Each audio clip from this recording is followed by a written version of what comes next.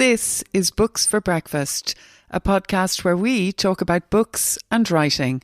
I'm Enda Wiley. And I'm Freya Sirr. And you're all very welcome to this morning's show. Well, today Peter and I are back in number 11 Parnell Square, home of Poetry Ireland, and there's a real buzz in the air. We're here on a very special day. It's the official launch by the President of Ireland, Catherine Connolly, of this beautifully refurbished building. We're sitting here and just looking around. It's so beautiful. It's a stunning conservation-led transformation, I think it's fair to say, by McCullough Mulvin Architects, and it marks the beginning of a really exciting new chapter for this iconic Georgian building. It's led by Poetry Ireland and the Irish Heritage Trust, and it's fair to say that I think it now steps confidently onto both the national and global stage. So it's a vibrant celebration of poetry, culture and heritage. So a new building for Poetry Ireland, but also a new director.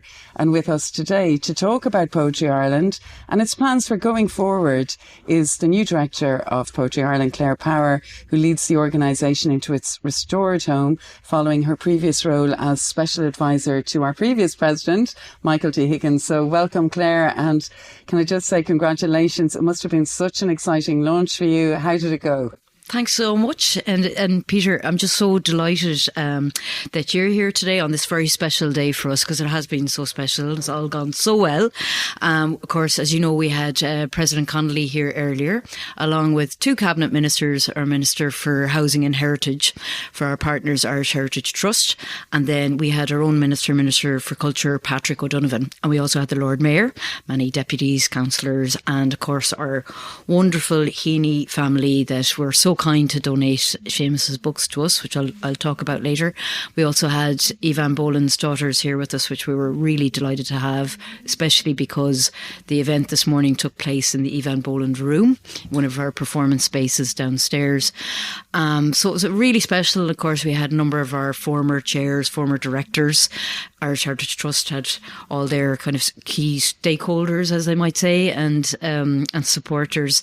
But it was a really joyous occasion marking the completion of the restoration and the care and attention that has gone into this building. I mean, I've only been here, as you know, since mid-January, so I've kind of swooped in at the end and not wishing to take the credit, but it has been just so wonderful to see, even in my short time, the commitment and love and care from the architects, from Valerie, from McCullough Mulvin, and of course her late husband Neil, who was very instrumental. And this was a project of love for him, I believe, and you can see that through all the care, right down through the team. But not just from them, but the builders, Anthony, the key foreman, he's a former carpenter, or a carpenter by trade. And just, you can see the care and attention at every level that has gone into this restoration. And now to think that we're in the home of Poetry Ireland, the home of heritage and poetry, or poetry and heritage. I mean, essentially, I look forward to welcoming members of the public into this very special, unique house full of history.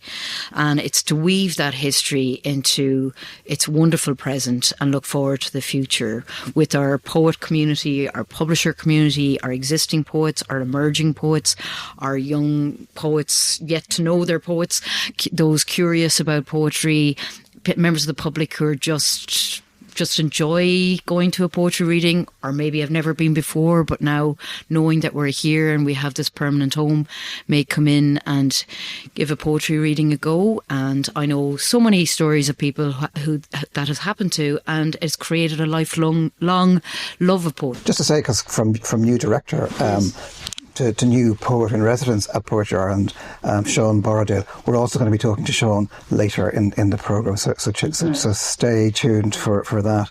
But first, Claire, actually, you said a lot of things I was going to ask you already, but I was thinking, so welcome anyway again to the podcast, and congratulations on the new role as Poetry Ireland's director.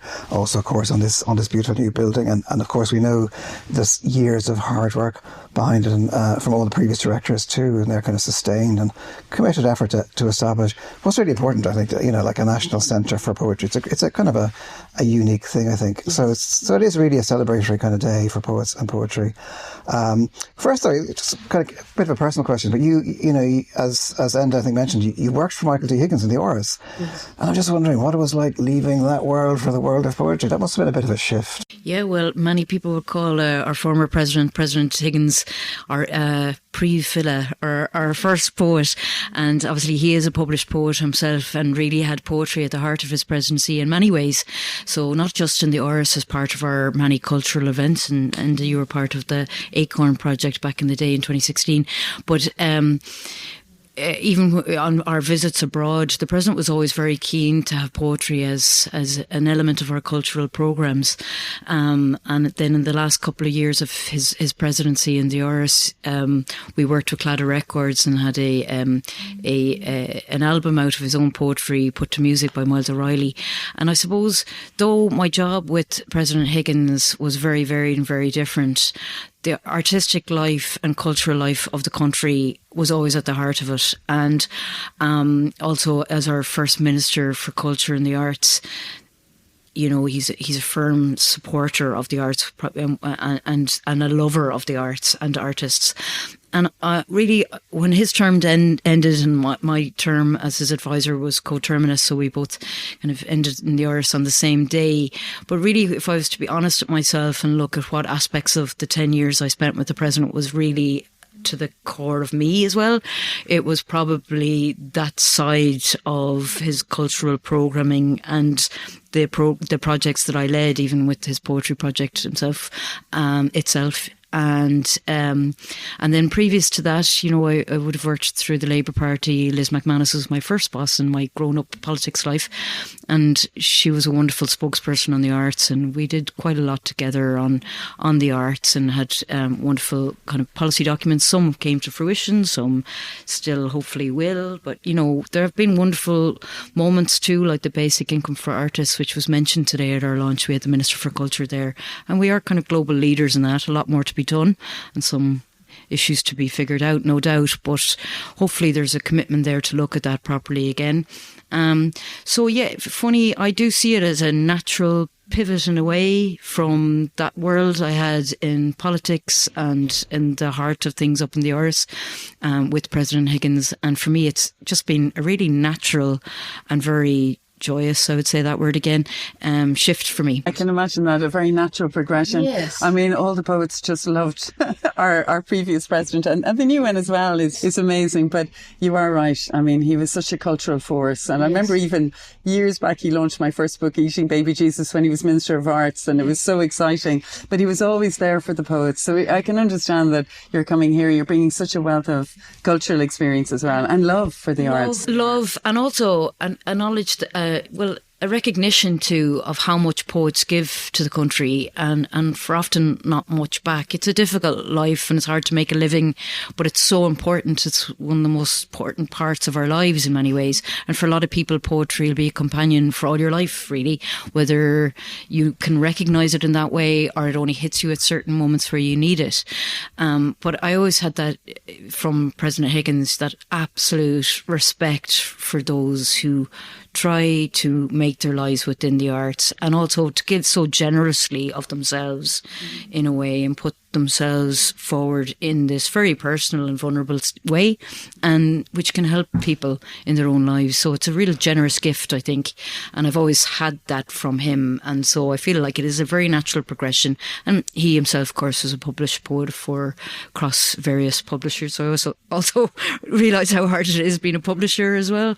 And so that's what we're here to support, supporting poetry, the art of poetry, those who are curious about poetry, connecting people to poetry.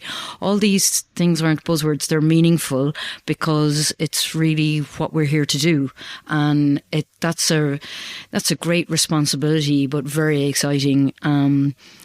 to put poetry at the heart of the cultural landscape of the country. And I remember coming in with children before in the old building, and they loved the council chamber, and we used to call it the Harry Potter room. But don't be disappointed, everyone, it is still there, and there's a wonderful new education space as well. But I just want to ask you, Claire, about the building, because it is technically, I suppose, the same building, but it's been refurbished, transformed, and it's full of wonderful new resources. I'm sure poets and everyone listening interested in poetry will be wondering what is actually in the new building. What's it going to offer to people and to poets? Well, I'm so looking forward to welcoming people here, firstly. So what we have in the ground floor, the salon rooms are performance spaces.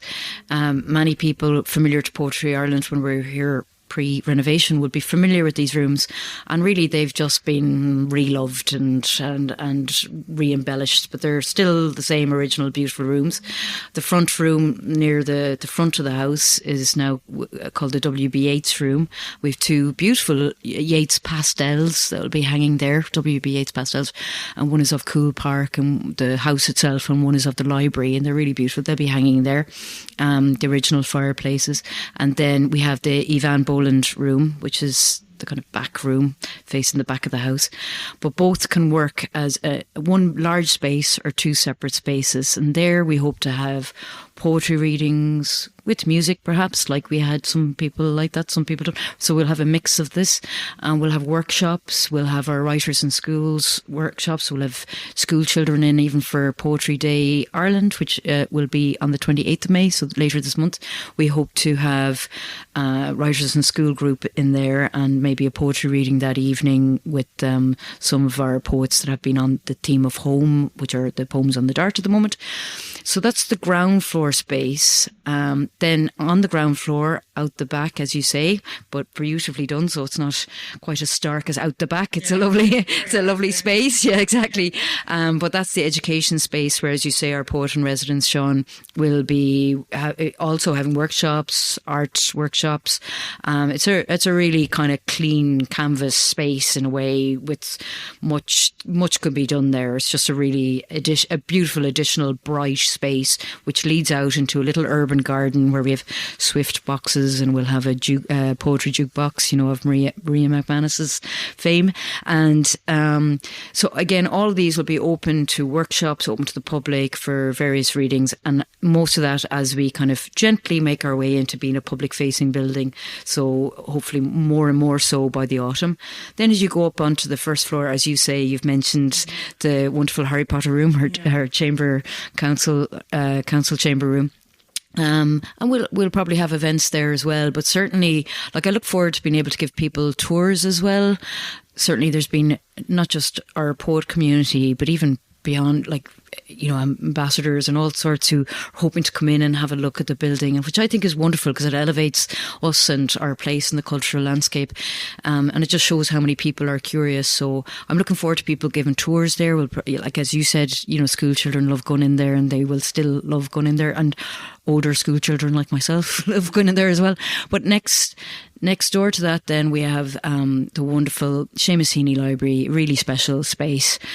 Of course, many would be aware that the Heaney family donated 3,900 of Seamus's private poetry collection, and a really special place. And this will be open to the public, most likely from the autumn on a membership model, just that because we'll have to have a person present, and it'll be by appointment, but very open and fluid. We have the entire catalogue will be online through our website, poetryireland.ie, but also through other library catalogues, so Trinity Library, etc. You'll be able to click on that, and you'll be able to read every piece of every book from the collection. And then as Orla, our librarian, is going through the book, she's of course coming through a treasure trove of little bits and bobs in the books themselves, whether they're receipts for a dinner in Buenos Aires, or the Nobel Prize menu at one point, or receipts for various things, or postcards from friends. So the real treasure trove of, just like you'd have at home yourself. You kind of stick in a notebook, a note, or a written note from a friend. These friends happen to be famous poets often, and of course, and how supportive Seamus was to younger poets. So we have such a wide collection as well, and people writing into him. Actually, that leads me into a question as well. I was thinking, the building is magnificent, but I'm just wondering, and it's, because people who don't know maybe about Poetry Ireland, or even poets who don't know about it, and let's say I'm a young poet. I'm having a moment of I'm going back into the mists of time now. But let's say I'm a young poet, or I'm a mid-career poet, or I'm a poet of declining or advancing years. What does Poetry Ireland offer someone like me, I guess? Sure, yeah. Well, what we hope to do is we're a resource organisation that we hope to be a support and home for poets. So whether that be through our introductions series, or our workshops along with our poet in residence, or just showcasing poetry, emerging poets, or not just emerging poets, or existing poets, but giving them an opportunity to connect with the public and connect with fellow poets as well. So we'll be having the kind of workshops that will invite fellow poets in together of all ages and ranges and stages of career. So there can be a supportive space, and we'll work some of these things out with the poet community that I hope will come up with things. I've already met many of our former poets in residence and people like yourselves who, all of this kind of information and different ways of seeing how the building will work. We're going to be here forever, and this is our new home now, and all is possible, and we'll work well together. But there's already things that Poetry Ireland does do and tries to do in terms of supporting poetry and poets and the art of poetry. But now we have a home and a space to do it within. And so I think there'll be so many opportunities for us to come together as a community and help each other and work with the public and elevate each other with kind of this public facing building, and so much support out there in the country for poetry and poets.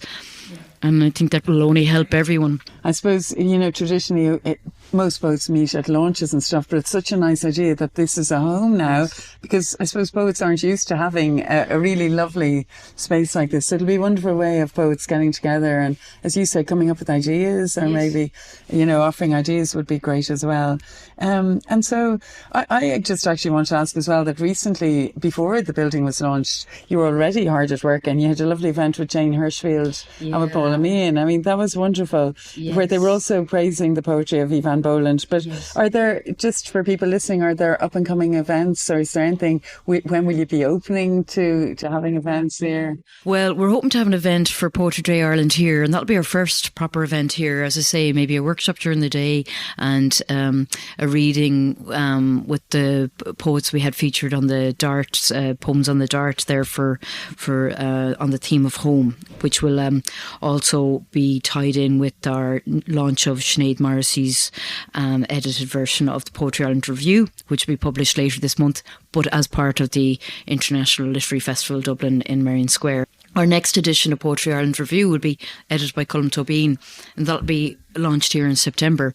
So that'll be a home event. And really from the autumn on, between Culture Night and Open House and our partners, Irish Heritage Trust, we're going to start really having a series of launches and celebrations, more in-house, and we'll work around them, some around thematic, and they'll probably be more in-house, and ease ourselves in, not rush too much into things, not being too cautious, but just that, we want to do things right, and we are here forever.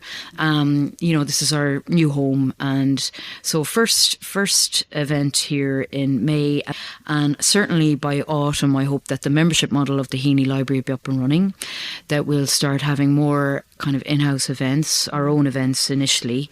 Also, what I'm hoping to do is the library come autumn will be open late on a Wednesday evening and open for Saturday mornings, and then maybe on a monthly or bi-monthly basis. And what I'm hoping to do is, when the library's open, that I'll have a group of people that maybe have emailed me or contacted me, and I'll give them a tour on that same morning as the library's open. And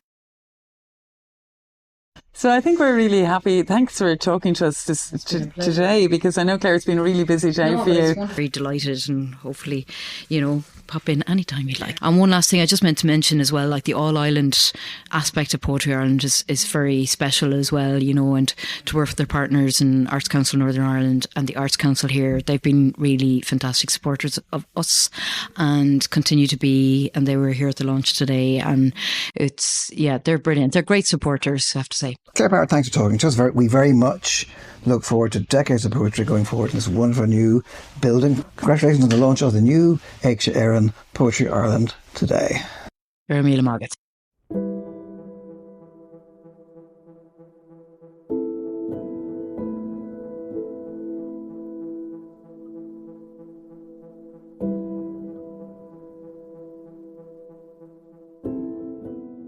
And so to Poetry Ireland's new and third poet in residence, Sean Borodale, who takes over from the last two previous holders of this position, poets Catherine Ann Cullen and Anne Tannum.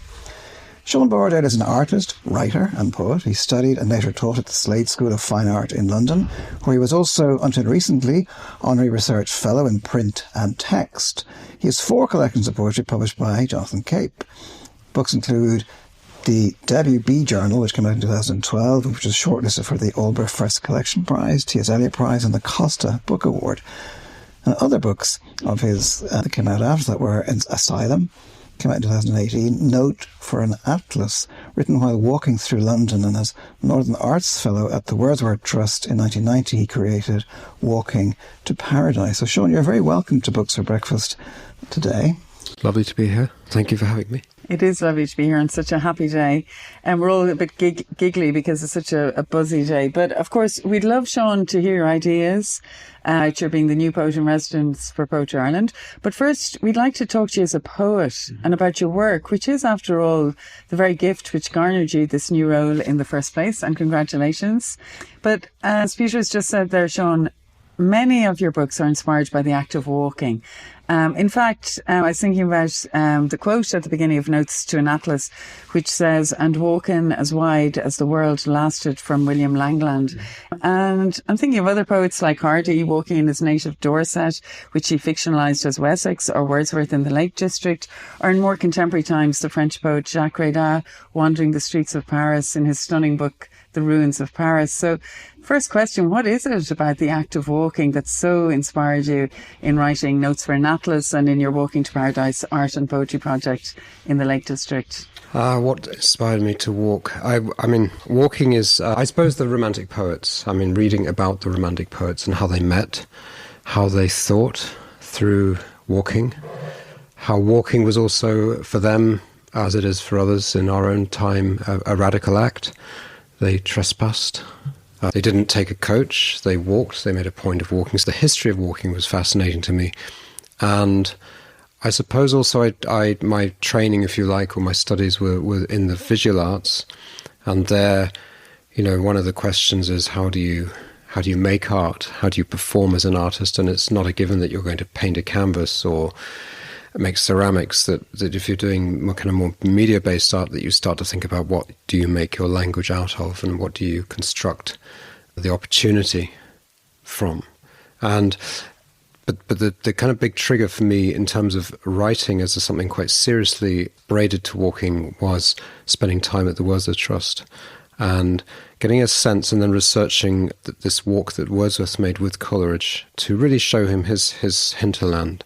And they walked about 140 miles around the Lake District in a big figure of 8, which seemed to be a nice kind of infinity. And that was in 1799. I was there in 1999, pretty much to the date. And I followed. And it was also for me a reaction to the precedent of literary kind of document, the manuscripts, of which the Wordsworth Trust houses many, those original manuscripts of the poems of Wordsworth. And I just wanted to see where they started. So walking for me was a way of going back to where we all start. We learn to walk, we learn to write, and we learn to craft.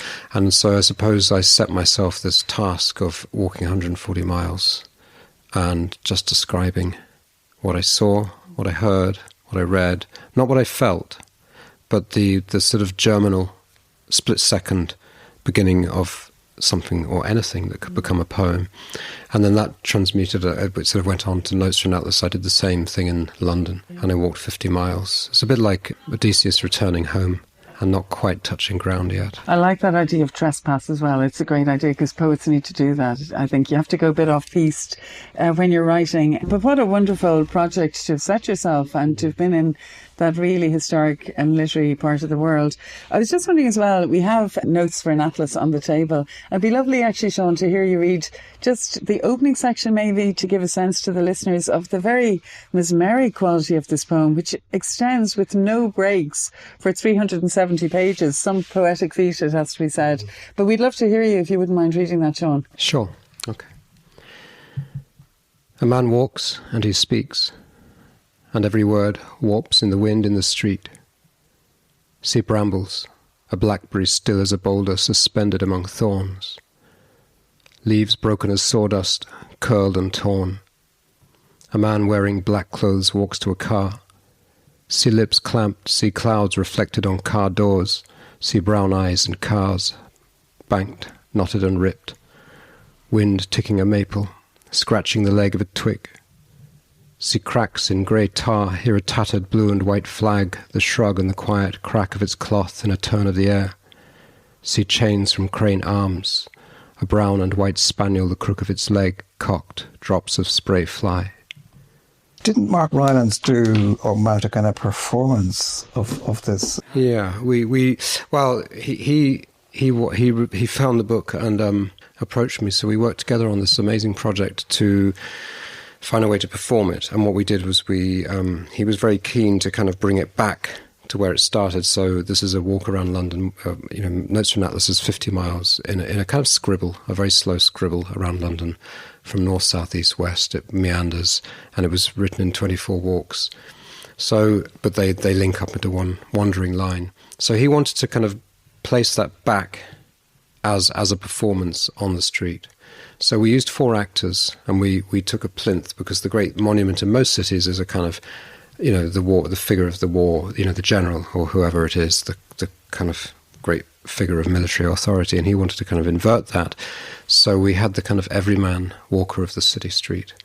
And so we had a plinth, we had a travelator, like one of those film set kind of conveyor belts people walk on, and we had 4 actors who worked in relay, and they spent 15 minutes in the plinth reading the manuscript, the poem, and they spent 15 minutes on the travelator being the walker, and they worked so that it never stopped.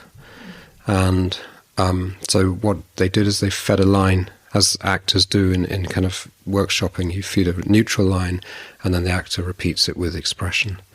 So they had that fed to their ear, and then they gave it express. So it just moved, and it took about 24 hours to perform. And there were a couple of lovely moments, actually. One of the actors, she was walking, and then she realised that she was walking down the street that she lived on.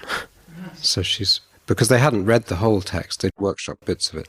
And we called it Monument for a Witness rather than Notes for an Atlas. So Monument for a Witness. So it was also about that time when, after the war on terror and all of that, and 9/11, when suddenly the city-state changed its kind of attitude towards public space and the kind of fear of assault or terrorism. So it became, certainly in Britain, in London, surveillance became suddenly kind of exponential. And actually this is an act of surveillance, but on a very different terms. So there were interesting questions around that, what is, because this cuts kind of across thousands of narratives. It's clear that place is very important. I mean, you're based in Sligo now, but you spent many years in Somerset, and a previous book, in fact, Asylum, was written deep within the caves, quarries, and kind of archaeological and geological sites of the Mendip Hills in Somerset. So you're a very kind of site-specific poet. I mean, again, I think of books like Bee Journal or Human Work. But I'm reminded in some ways, I'm reminded of works of like psychogeography by the likes of Tim Robinson or Robert Macfarlane, in that kind of attention to kind of microscopic kind of detail of landscape. But can you describe what drew you to writing about this particular landscape of Somerset, making you a kind of poet archaeologist? I was living there and not understanding it. I'd lived on Dartmoor before that, actually, and I understood Dartmoor. Granite is quite understandable in some respects. You stand on it. The Mendip is a much more geologically treacherous terrain. It's complicated.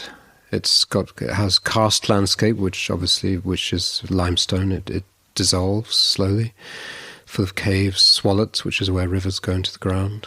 It has coal mining. So the coal mining of the Mendip is in the name, Mendip, mine deep. The coal mining of the East Mendip is some of the most dangerous mining in the British Isles. That finished in about 1976 after a mining accident. So the legacies of the hearsay or the rumour of the underground was always there, but I never really kind of clicked with it until one day I literally got out of the car to get into the house and my foot sank in the mud because it was so muddy. It's got this clay mud. It was in a river valley. And I thought, okay, that's where I go. Had to go underground. And then I think because underground took me into the kind of realm of the unlit.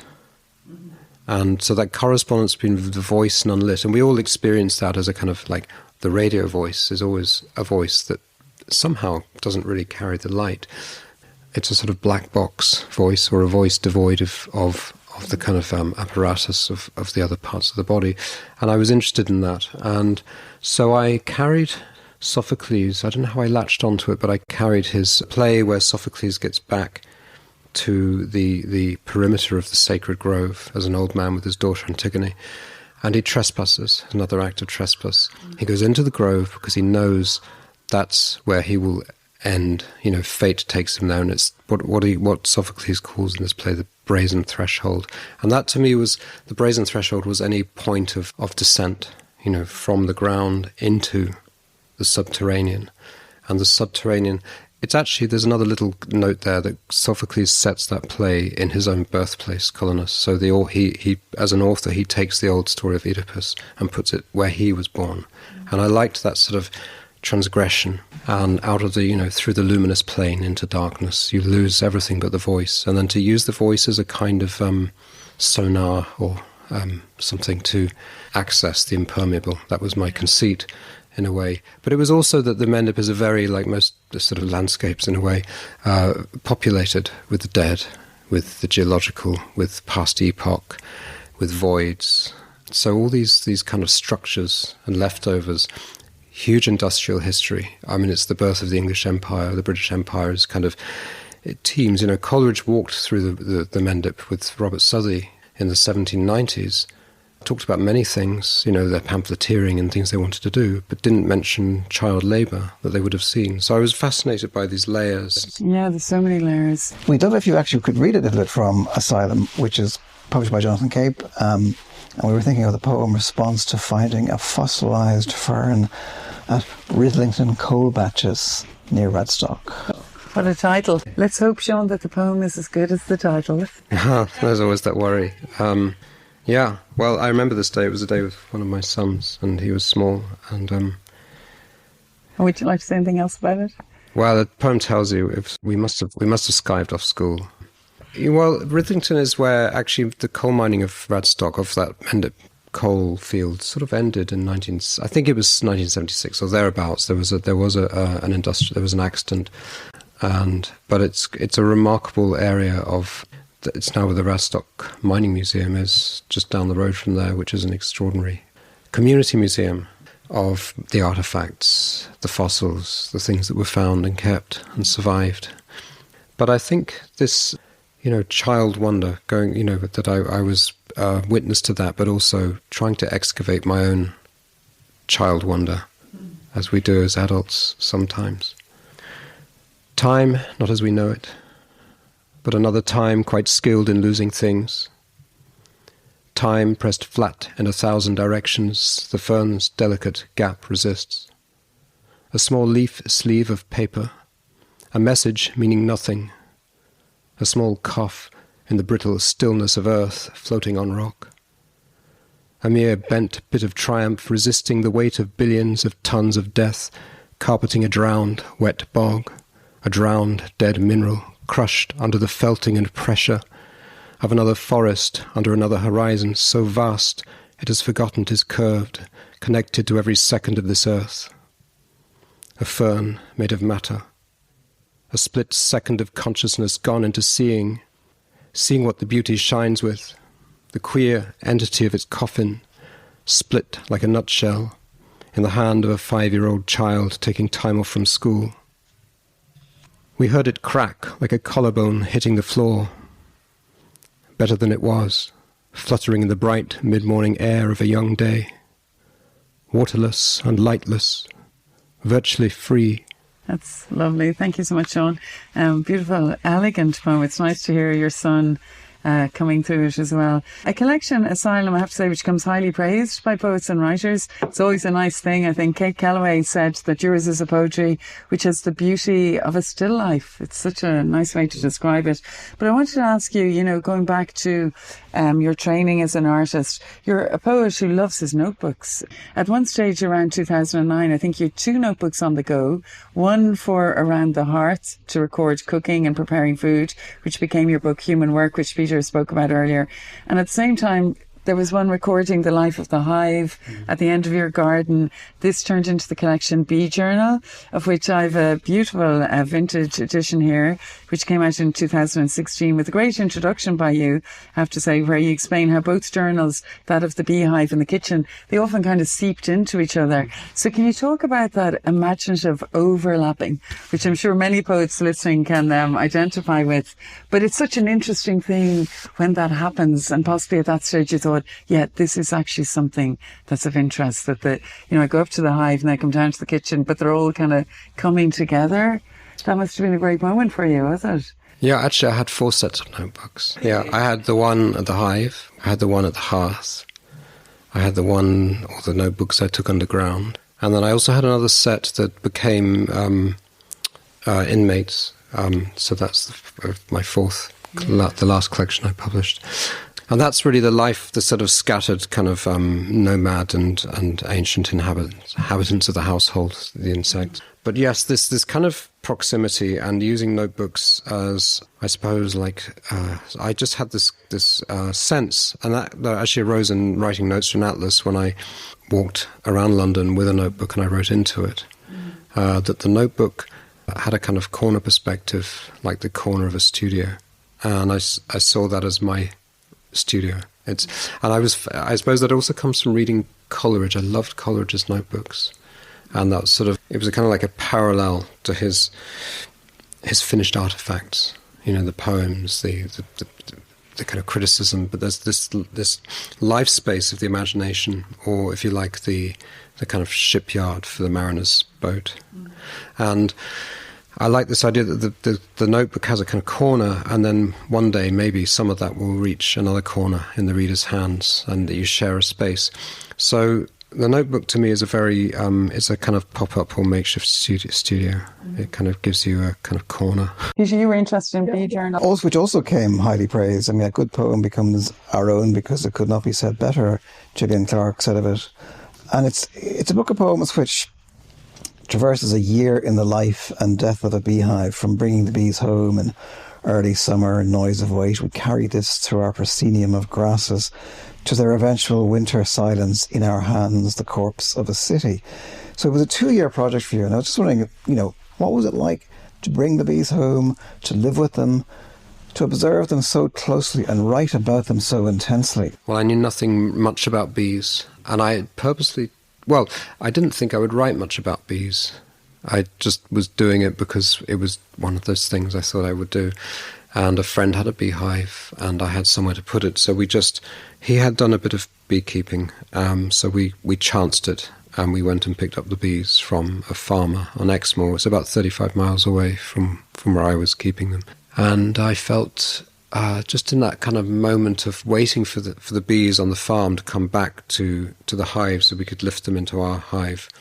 And we were standing there surrounded by bees in the evening sun, and I thought, actually, I'm going to write about this.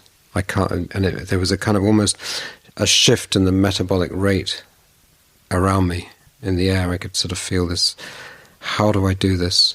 Because it was slightly quicker than I am, and they're slightly smaller. The details, it fascinated me that I felt I was taken to the edge edge of my comprehension of somewhere that I thought I knew. And you said, I mean, because the life of a beekeeper is a ritual life, which is like the life of a writer. Very much, yeah. And I think I was very struck by, well, literary precedent there. I loved, obviously, growing up, Ted Hughes and Plath, Robert Graves, who kind of fed and nourished their ritual, their understanding of the ritual life of the poet. So I had that in me, and I thought, actually, this really grounds me in that expression of the ritual, that I have to attend to knowing something, and as a beekeeper, I have to at least go through the motions of understanding what keeping means, or perhaps understanding what intervention means. And intervention was always an opportunity to know something, or to extend my field of, if not focus, my field of out of focus. And that actually the out of focus, bee eggs are too small to see easily, but you can just detect them, and then you have to, in a way, the writing was a way to sort of the opportunistic part. It was like the kind of focus knob on a kind of an instrument that I was learning. So interesting, isn't it? Just to take a chance and do it. And then the result is so beautiful. And you're going to read for us now, 12th November, Winter Honey. And thanks very much, Sean, for coming to the Books for Breakfast table to talk about your writing. I'm sure a lot of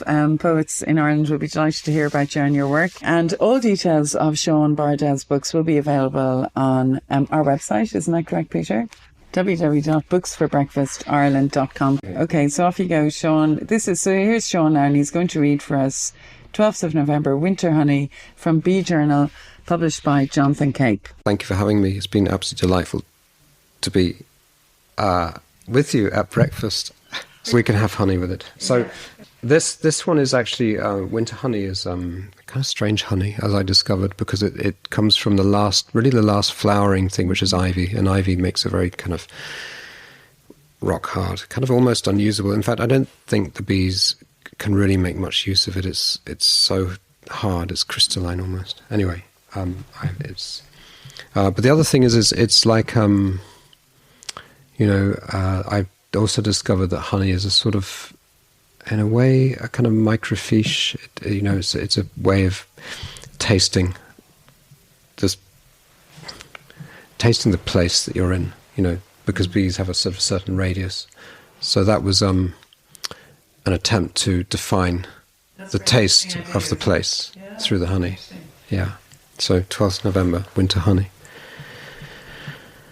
To be honest, this is dark stuff, mud, tang of bitter, battery-tasting honey. The woods are in it. Rot, decayed conglomerates, old garlic leaf tongue, wretched by dead taste, stubborn crystal like rock. Ingredients. Ivy, sweat, testosterone, the blood of might, something human in this flavour, surely. Has all the clamber, twist and grip of light-starved roots and beetle borehole dust.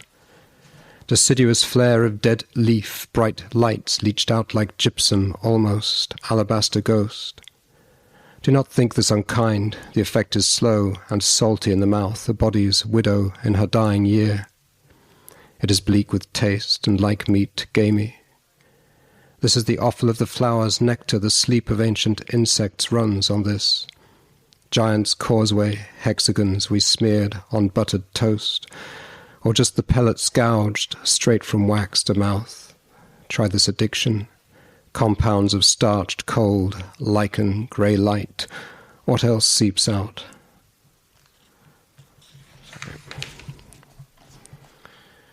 Much work, one bee, 10,000 flowers a day to make 3 teaspoons worth of this disconcerting, solid broth of forest flora full of fox.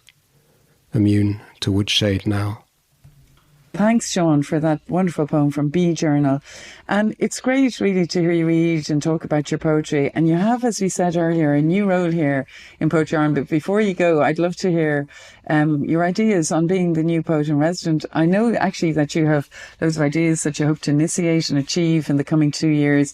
But could you just give us some brief insight into what you hope to do?